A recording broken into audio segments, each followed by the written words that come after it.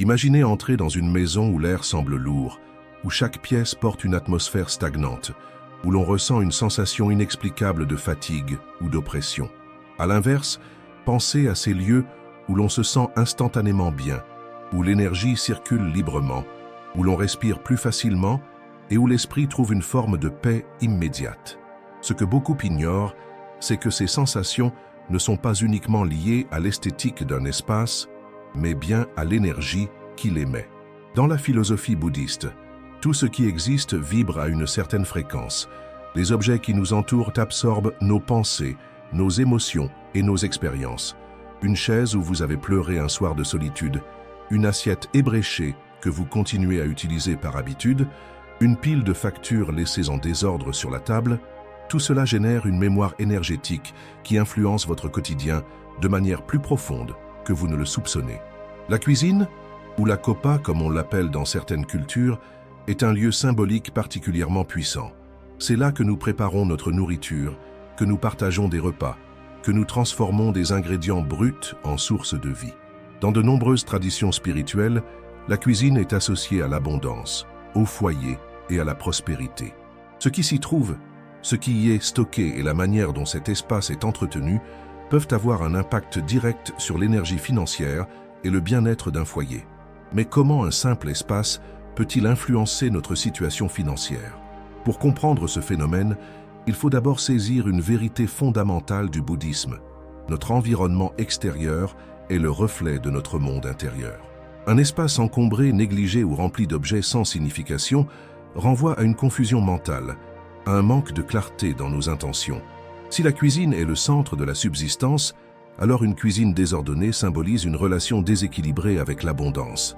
Une armoire remplie d'aliments périmés, de récipients cassés ou inutilisés, traduit une peur de manquer, un attachement inconscient aux choses du passé et même un blocage dans la capacité à recevoir de nouvelles opportunités. Prenons l'exemple de Mei, une femme qui, après des années de difficultés financières, a décidé d'appliquer les principes du Feng Shui bouddhiste pour réharmoniser son espace de vie. En commençant par sa cuisine, elle a retiré chaque objet qui ne lui apportait plus de joie ou qui portait une énergie stagnante. Elle a remplacé ses vieux ustensiles par des éléments choisis avec soin qu'elle a disposés avec attention.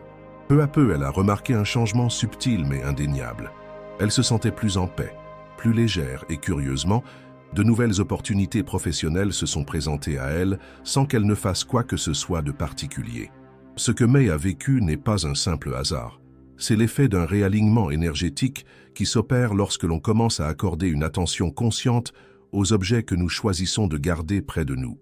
Il existe une raison pour laquelle les temples bouddhistes sont souvent des lieux immaculés, épurés et empreints d'une profonde sérénité. Chaque objet y est placé avec intention. Chaque élément a une signification précise.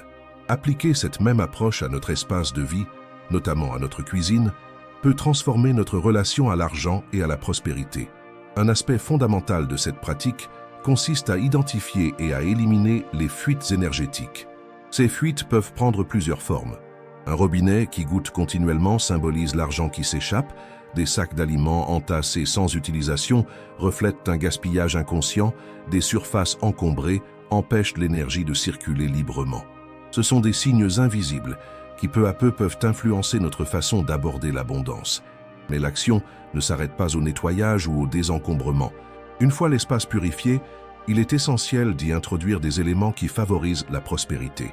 Selon les enseignements bouddhistes, certains objets placés dans la cuisine peuvent agir comme des activateurs d'énergie positive. Parmi eux, on trouve le riz, symbole d'abondance et de subsistance, les oranges et les citrons, qui absorbent les énergies négatives et attirent la chance, ou encore un petit bol contenant de l'eau propre, qui représente la fluidité et la clarté mentale. Il est également conseillé d'accorder une attention particulière à la manière dont on prépare et consomme la nourriture. Cuisiner en pleine conscience, avec gratitude, en récitant un mantra ou en cultivant une pensée positive pendant la préparation des repas, permet d'infuser l'aliment d'une énergie bénéfique qui se répercute ensuite sur ceux qui le consomment. Dans certaines lignées bouddhistes, il est dit que celui qui prépare la nourriture insuffle une partie de son état d'esprit dans chaque plat. Une cuisine remplie de tensions, de précipitations et de pensées négatives peut donc, sans que l'on s'en rende compte, devenir un espace qui draine notre vitalité au lieu de la nourrir. Mais ce voyage vers une cuisine énergétiquement harmonisée ne s'arrête pas là. Car une fois que l'on commence à comprendre comment l'énergie circule dans un espace, une question essentielle se pose. Quels sont les objets précis à placer dans la cuisine pour activer l'abondance et la chance? Dans de nombreuses traditions spirituelles, les objets ne sont pas de simples éléments inanimés. Ils portent une mémoire, une vibration et une signification qui peuvent influencer profondément notre vie quotidienne. Dans le bouddhisme, il est dit que chaque chose que nous possédons a un impact sur notre karma et sur l'énergie qui circule dans notre espace de vie. Nous avons exploré comment la cuisine ou la kopa est un centre de prospérité et de subsistance dans un foyer. Mais maintenant, nous arrivons à un point crucial. Quels sont les objets précis à placer dans cet espace pour activer l'abondance et la chance? Imaginez un moine bouddhiste qui chaque matin prépare un bol de riz avec une attention absolue, conscient que chaque grain représente une bénédiction de la nature. Imaginez une grand-mère qui, dans une petite maison au cœur d'un village, garde un pot en terre cuite, rempli de pièces et de feuilles de laurier, car elle croit que cela protège son foyer de la pauvreté. Ces pratiques, présentes à travers différentes cultures et croyances, ne sont pas de simples superstitions. Elles sont le reflet d'une sagesse ancienne qui reconnaît l'interaction subtile entre l'intention, l'environnement et la prospérité. L'un des objets les plus puissants à placer dans votre cuisine, pour attirer la chance et bannir les dettes, est le pot de l'abondance. Ce récipient, qui peut être en céramique, en verre ou en métal, agit comme un symbole d'accumulation positive et de stabilité financière. Mais attention, il ne s'agit pas simplement de poser un pot au hasard sur une étagère. Son efficacité repose sur 3 principes essentiels: l'intention, la composition et l'emplacement. L'intention est la clé de tout rituel bouddhiste. Lorsque vous préparez votre pot de l'abondance, il est essentiel d'y mettre une pensée claire et positive. Imaginez que ce pot représente votre sécurité financière, votre capacité à toujours subvenir à vos besoins et à ceux de votre famille. Avant de le remplir, prenez un moment pour vous concentrer, peut-être en récitant un mantra ou simplement en respirant profondément, en visualisant la prospérité entrant dans votre vie comme une rivière qui coule librement. Ensuite vient la composition. Les éléments placés dans le pot doivent être soigneusement choisis en fonction de leur signification énergétique. Voici ce que vous pouvez y inclure: du riz ou du blé. Ces grains sont depuis toujours un symbole de richesse et de subsistance. Dans l'Asie bouddhiste, il est coutume d'offrir du riz dans les temples en guise de gratitude pour l'abondance reçue. Avoir du riz dans votre pot est une façon d'ancrer cette énergie de prospérité. Des pièces de monnaie. Idéalement, utilisez des pièces anciennes ou des pièces venant de différentes parties du monde, car elles symbolisent une circulation fluide de l'argent et des opportunités financières diverses. Certaines traditions recommandent d'attacher 3 pièces avec un fil rouge, couleur porte-bonheur dans le bouddhisme tibétain. Des cristaux. La citrine est souvent appelée la pierre de l'abondance, car elle est censée attirer la richesse et repousser l'énergie de manque. L'améthyste, quant à elle, aide à apaiser l'anxiété liée à l'argent et favorise une prise de décision claire. Des feuilles de laurier. Depuis l'Antiquité, elles sont utilisées pour invoquer la prospérité et protéger les finances d'un foyer. Une pratique courante consiste à écrire un souhait de prospérité sur une feuille de laurier et à la placer dans le pot. Une pincée de sel de mer. Le sel est un purificateur naturel qui empêche l'énergie négative de s'accumuler. Il agit comme un bouclier contre les obstacles financiers et les dettes persistantes. Mais où placer ce pot pour maximiser son efficacité? Selon le Feng Shui bouddhiste, la meilleure position est dans le coin de la cuisine qui représente la prospérité, généralement le coin le plus éloigné à gauche en entrant dans la pièce. L'important est que le pot soit visible, mais pas directement sur le passage, afin de conserver l'énergie d'accumulation. Certains maîtres bouddhistes conseillent également de le secouer légèrement une fois par semaine, pour réactiver l'énergie et éviter la stagnation. L'histoire de Liane illustre parfaitement la puissance de cette pratique. Liane était une jeune femme qui, malgré un travail acharné, avait toujours du mal à garder son argent. Chaque mois, elle se retrouvait avec des dépenses imprévues et la sensation constante de courir après la stabilité financière la hantait. Après avoir entendu parler du pot de l'abondance lors d'un voyage dans un monastère tibétain, elle a décidé de l'essayer. Elle l'a préparé avec soin, en y mettant ses intentions et en choisissant chaque élément avec respect. Au fil des semaines, elle a remarqué un changement subtil. Elle gérait mieux son argent, attirait des opportunités inattendues et, surtout, ne ressentait plus l'anxiété constante liée à ses finances. Son pot était devenu un symbole tangible de sa transformation intérieure. Ce que cette histoire nous enseigne, c'est que l'objet en lui-même ne fait pas de miracle. C'est l'acte de créer, de choisir et d'ancrer une intention qui ouvre la porte au changement. Trop souvent, nous vivons dans la peur du manque, sans réaliser que notre relation avec l'abondance commence dans notre esprit et dans les gestes que nous posons au quotidien. Mais au-delà de ce simple pot, une question plus profonde se pose. Et si nos problèmes financiers étaient en réalité liés à quelque chose de plus grand? Si notre manière de gérer l'argent et d'attirer la prospérité était directement influencée par notre karma? Dans le bouddhisme, il existe une loi universelle qui façonne notre réalité bien plus profondément que nous ne l'imaginons, la loi du karma. Ce principe fondamental enseigne que chaque pensée, chaque action et chaque intention créent des répercussions, non seulement dans notre vie actuelle, mais aussi dans celles à venir. Ainsi, nos succès et nos échecs, notre prospérité ou nos difficultés financières ne sont pas le fruit du hasard, mais le résultat de causes que nous avons semées à un moment donné. Prenons l'exemple de Tenzin, un homme qui, malgré un travail honnête et un dévouement sans faille, semblait toujours lutter contre des dettes incessantes. Peu importe combien il gagnait, des dépenses imprévues surgissaient toujours, et il finissait chaque mois avec cette sensation d'étouffement. Frustré, il s'est tourné vers un maître bouddhiste qui lui a posé une question simple, mais troublante. « As-tu déjà analysé ton karma financier ?» Ces mots ont résonné en lui. Il n'avait jamais envisagé que son rapport à l'argent pouvait être influencé par des actions passées, peut-être même issues de vies antérieures.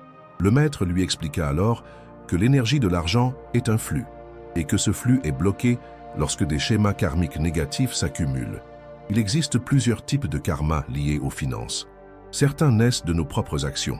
Tromper quelqu'un pour de l'argent, accumuler de la richesse au détriment des autres, ne pas honorer ses dettes ou être avare au point de bloquer l'énergie du don. D'autres formes de karma sont plus subtiles et viennent de nos pensées et croyances. La peur constante du manque, la culpabilité liée à la richesse ou la croyance inconsciente que l'argent est mauvais.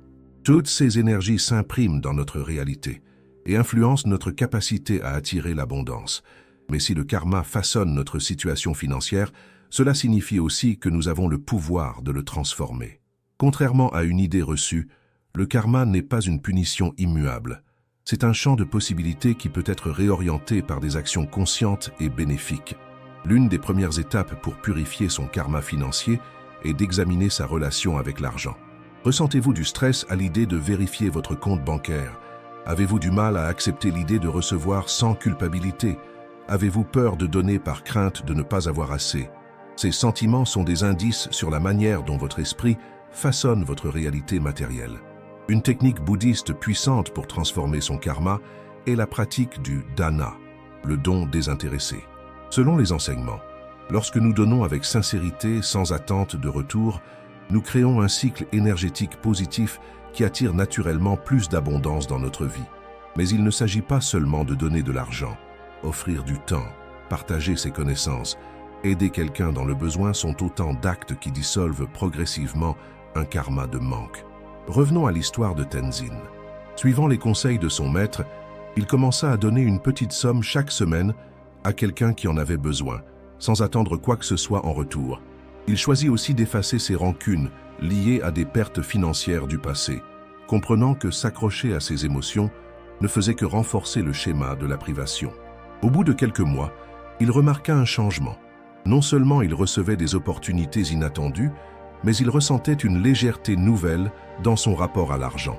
L'argent, dans la philosophie bouddhiste, est comme l'eau. Il doit circuler pour rester pur. Lorsqu'on le retient avec avidité, il stagne et perd son pouvoir de création. Lorsqu'on en a peur, on lui bloque toute possibilité d'entrer dans notre vie. Mais lorsqu'on le considère comme une énergie fluide, qui vient et va avec confiance, il se manifeste de manière harmonieuse. Il existe aussi une autre forme de purification du karma financier qui passe par la parole. Beaucoup de personnes, sans s'en rendre compte, prononcent constamment des affirmations négatives sur l'argent. « Je n'ai jamais assez. L'argent me glisse toujours entre les doigts. Je ne serai jamais riche. » tout est trop cher. Or, ces phrases sont comme des mantras inversés qui renforcent le schéma du manque. Une pratique bouddhiste consiste à réciter des affirmations conscientes et positives en s'imprégnant de leur vérité. L'abondance circule librement dans ma vie. Je reçois ce dont j'ai besoin au bon moment. Je gère l'argent avec sagesse et gratitude. Un autre moyen puissant d'harmoniser son karma financier est la gratitude. Plutôt que de se concentrer sur ce qui manque, il est essentiel de voir ce qui est déjà là. Remercier chaque repas que l'on mange, chaque pièce que l'on trouve dans une poche, chaque opportunité, aussi petite soit-elle, est une manière d'orienter son esprit vers l'abondance plutôt que vers le manque. Mais la transformation du karma ne se limite pas à des pratiques intérieures. Il faut aussi agir dans le monde extérieur. Régler d'anciennes dettes, même symboliquement, est un acte puissant pour libérer une stagnation financière. Dans le bouddhisme, on considère qu'honorer ses engagements crée un karma positif et ouvre la voie à une nouvelle prospérité. Même si l'on ne peut pas tout rembourser immédiatement, poser une intention sincère, prendre une action, même minime, est déjà un pas vers l'équilibre. Lorsque nous commençons à modifier nos actions, nos pensées et nos paroles, notre réalité s'adapte. La peur de manquer diminue, de nouvelles opportunités surgissent et notre relation avec l'argent devient plus fluide et sereine. Dans la philosophie bouddhiste, la richesse véritable ne se mesure pas seulement à travers l'argent que l'on possède, mais à travers la sérénité et l'abondance intérieure que l'on cultive. Et si je vous disais que la clé pour ne plus jamais manquer d'argent ne réside pas dans le fait de travailler plus dur ou d'épargner sans relâche, mais dans quelque chose de bien plus subtil et puissant, la gratitude et la générosité. Prenons l'histoire de Rinchen, un commerçant vivant dans un petit village tibétain. Pendant des années, il gérait une boutique d'épices avec son épouse, mais malgré un travail acharné, ils se retrouvaient toujours en difficulté financière. Ils accumulaient des dettes, l'argent semblait s'évaporer aussitôt qu'il entrait, et une sensation constante de stress les accompagnait. Un jour, Rinchen décida de consulter un vieux moine du monastère voisin. Celui-ci lui posa une question simple. « Donnes-tu autant que tu reçois ?» Interloqué, Rinchen répondit avec honnêteté qu'il ne pouvait pas se permettre d'être généreux. Comment donner alors qu'il avait à peine de quoi subvenir aux besoins de sa famille? Le moine sourit et lui expliqua que c'était justement là son problème. Il lui raconta une ancienne parabole bouddhiste. Un homme pauvre demanda un jour à Bouddha comment il pouvait devenir prospère. Bouddha lui répondit « Commence par donner, et tu verras l'univers te répondre. » L'homme protesta « Mais je n'ai rien à donner. » Alors Bouddha lui expliqua « Tu peux donner un sourire, tu peux donner un mot gentil, tu peux donner ton aide, tu peux donner ta gratitude. Celui qui donne ouvre son cœur à l'abondance. » Rinchen rentra chez lui, troublé, mais décida d'expérimenter cet enseignement. Plutôt que de se focaliser sur ce qu'il n'avait pas, il commença à exprimer une gratitude sincère pour chaque client qui entrait dans sa boutique. Il offrait parfois une pincée d'épices gratuite, un mot aimable, un geste désintéressé. Il remarqua que les clients revenaient plus souvent, que l'ambiance de son commerce changeait et qu'étrangement, son chiffre d'affaires s'améliorait. Ce n'était pas de la magie, mais un changement d'énergie. En donnant, il créait un cycle où l'abondance pouvait circuler librement, car c'est là un principe fondamental. L'argent est une énergie. Plus on le retient avec peur, plus il se fige. Plus on l'utilise avec intelligence et générosité, plus il circule et revient multiplié. Dans le bouddhisme, le concept de dana représente l'art du don désintéressé. Dana ne signifie pas donner uniquement ce que l'on a en excès, mais donner avec conscience, avec une intention pure. Cela peut être sous forme matérielle, mais aussi sous forme de temps, de service ou même de simples mots bienveillants. Lorsqu'on pratique dana régulièrement, on crée un karma positif qui attire naturellement la prospérité. Mais la générosité seule ne suffit pas. Elle doit être accompagnée d'une gratitude sincère. Trop souvent, nous nous concentrons sur ce qui manque, sans voir l'abondance qui est déjà présente dans notre vie. Nous oublions que même un simple repas chaud est une bénédiction, que le toit au-dessus de notre tête est une chance, que les personnes qui nous entourent sont un cadeau. Une pratique bouddhiste consiste à prendre quelques instants chaque jour pour exprimer de la gratitude, même pour les choses les plus simples. Certains moines récitent un mantra de remerciement avant chaque repas, reconnaissant ainsi les efforts de tous ceux qui ont permis que cette nourriture arrive jusqu'à eux, les agriculteurs, les commerçants, la nature elle-même. Cette pratique transforme notre état d'esprit et nous permet de vibrer sur une fréquence d'abondance plutôt que sur une fréquence de manque. Mais comment appliquer cela concrètement dans notre quotidien? Une méthode simple consiste à tenir un journal de gratitude financière. Chaque soir avant de dormir, notez 3 choses pour lesquelles vous êtes reconnaissant financièrement. Cela peut être aussi trivial qu'une réduction obtenue sur un achat, un repas offert par un ami, ou même le fait d'avoir pu payer une facture sans difficulté. Ce petit exercice entraîne l'esprit à voir l'abondance là où il n'aurait vu que des limitations auparavant. Il existe aussi une autre pratique très puissante dans le bouddhisme, la circulation consciente de l'argent. Plutôt que de considérer chaque dépense comme une perte, essayez de la voir comme un échange d'énergie. Lorsque vous payez une facture, au lieu de le faire avec frustration, essayez de ressentir de la gratitude pour le service reçu. Lorsque vous achetez quelque chose, visualisez que cet argent nourrit une autre personne, qu'il fait partie d'un grand cycle d'interconnexion. Un jour, une femme nommée Aiko, qui avait toujours vécu dans la peur du manque, décida d'essayer cette approche. Elle avait l'habitude de ressentir du stress à chaque fois qu'elle sortait de l'argent de son portefeuille. Mais elle décida de transformer son attitude. Chaque fois qu'elle dépensait de l'argent, elle murmurait « merci », consciente que cet argent allait servir à quelque chose de bénéfique, que ce soit pour elle ou pour quelqu'un d'autre. Peu à peu, elle remarqua que son rapport à l'argent changeait, que de nouvelles opportunités financières se présentaient à elle et que surtout, elle se sentait plus en paix. Car en fin de compte, l'argent n'est ni bon ni mauvais. Il est un miroir de notre état intérieur. Si nous l'associons à la peur, au manque, à la frustration, c'est cette énergie qui dominera notre réalité. Mais si nous le voyons comme un flux, un outil d'échange et de partage, il commence à circuler plus librement dans notre vie. Mais pour que cette énergie circule de manière fluide, il faut aussi veiller à éliminer ce qui bloque son passage. Et bien souvent, ces blocages sont invisibles à nos yeux. Ils résident dans l'accumulation d'énergie stagnante dans notre propre maison. Dans le bouddhisme, il est dit que notre environnement extérieur est le reflet de notre monde intérieur. Un espace en désordre, chargé d'objets inutiles ou imprégné d'émotions négatives, peut agir comme une barrière invisible qui bloque la circulation de l'énergie de prospérité.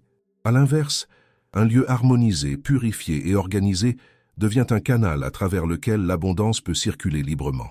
Mais comment purifier son espace pour attirer la richesse et éloigner la malchance? Prenons l'exemple de Naomi, une femme qui, depuis plusieurs années, se sentait piégée dans une spirale de malchance financière.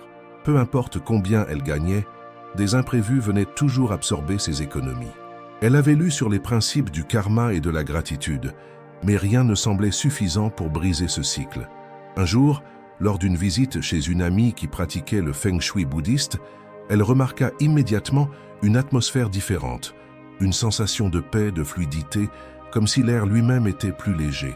Intriguée, elle demanda à son amie quel était son secret. Celle-ci lui répondit avec un sourire. « J'ai appris à purifier mon espace et à laisser l'énergie de la prospérité entrer. » Naomi rentra chez elle et regarda son propre appartement avec un regard neuf. Pour la première fois, elle remarqua le chaos autour d'elle. Des piles de papiers inutiles s'accumulaient sur son bureau, des vêtements qu'elle ne portait plus remplissaient ses placards, des objets brisés ou inutilisés encombraient les étagères. Son ami lui avait expliqué que, dans le bouddhisme et le feng shui, tout ce qui est stagnant dans un espace finit par créer un blocage énergétique qui peut affecter tous les aspects de la vie, y compris les finances. La première étape de purification consiste donc à éliminer ce qui n'a plus sa place.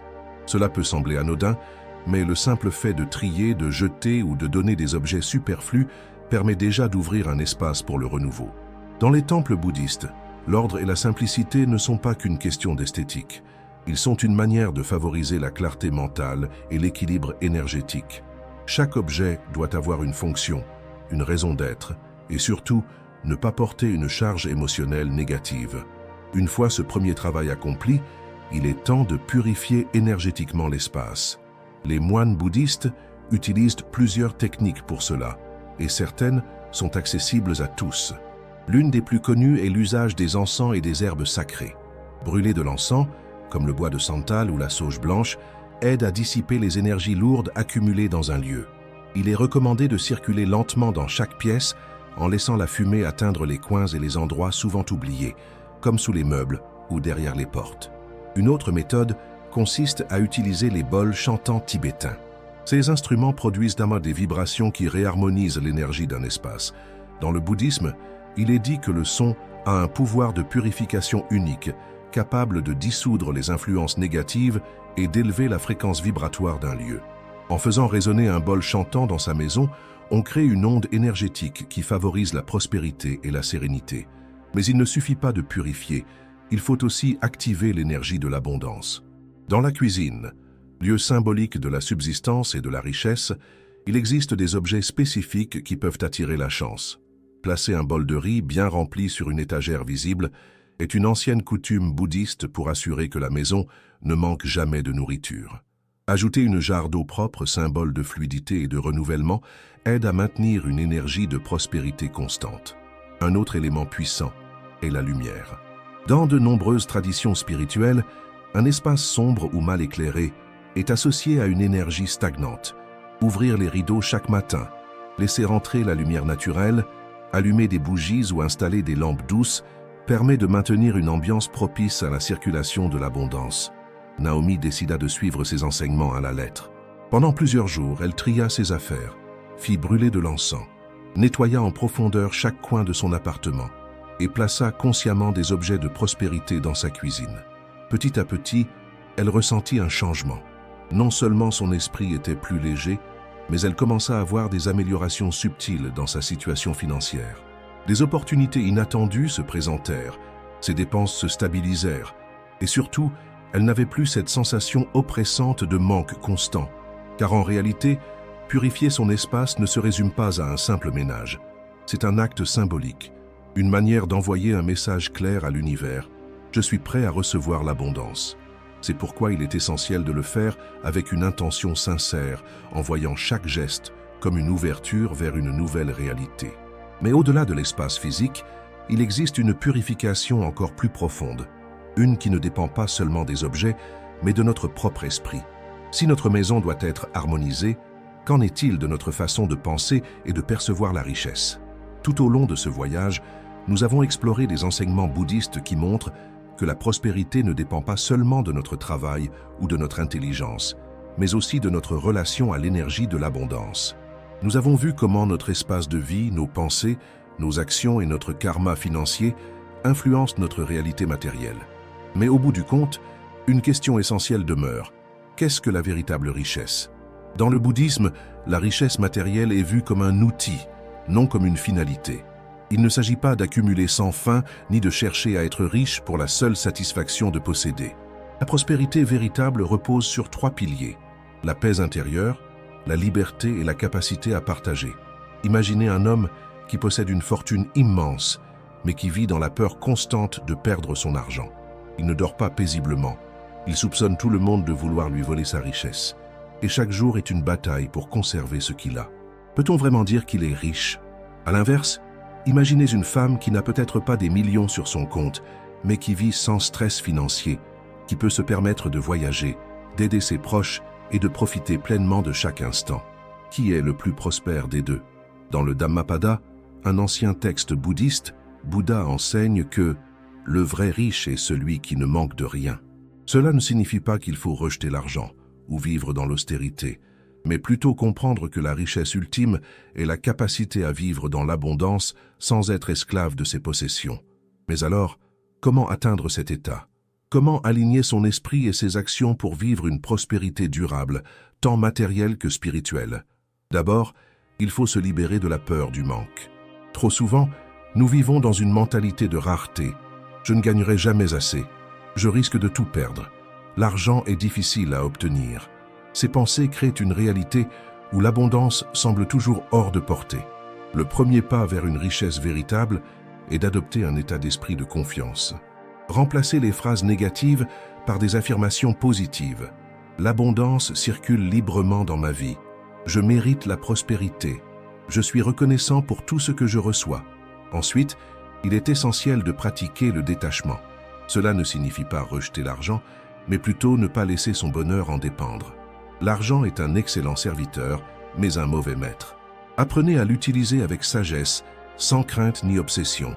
en le voyant comme un outil qui vous permet d'expérimenter la vie dans toute sa richesse. Puis, il faut aligner ses actions avec l'énergie de l'abondance. Une personne qui vit dans la peur du manque a tendance à retenir son argent, à hésiter à investir en elle-même, à ne pas saisir les opportunités. À l'inverse, une personne qui croit en sa prospérité agit différemment. Elle ose entreprendre, elle donne avec le cœur, elle investit dans sa croissance.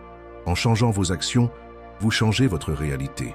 Enfin, le secret ultime de la richesse est le partage. Dans le bouddhisme, on dit que l'argent est comme l'eau, il doit circuler pour rester pur. Une richesse qui n'est pas partagée finit par se tarir. En donnant, que ce soit de l'argent, du temps, des connaissances, vous créez un flux d'énergie positive qui vous revient toujours sous une forme ou une autre. Nous avons parcouru ensemble un chemin profond à travers les enseignements bouddhistes sur l'argent et la prospérité. Si vous êtes arrivé jusqu'ici, c'est que vous êtes prêt à transformer votre relation à l'abondance et à accueillir une nouvelle réalité. Et maintenant, j'ai une question pour vous. Êtes-vous prêt à devenir riche non seulement financièrement, mais aussi intérieurement? Si oui, écrivez dans les commentaires « Je veux être riche ». Faites-le avec conviction, avec intention, comme un engagement envers vous-même et votre avenir. Si cette vidéo vous a inspiré, pensez à laisser un like, à vous abonner et à partager avec vos amis. Car plus nous sommes nombreux à comprendre ces principes, plus nous contribuons à un monde où l'abondance est accessible à tous. Merci d'avoir été avec moi dans ce voyage. Que l'abondance illumine votre vie et que vous trouviez toujours la prospérité dans chaque instant. À très bientôt.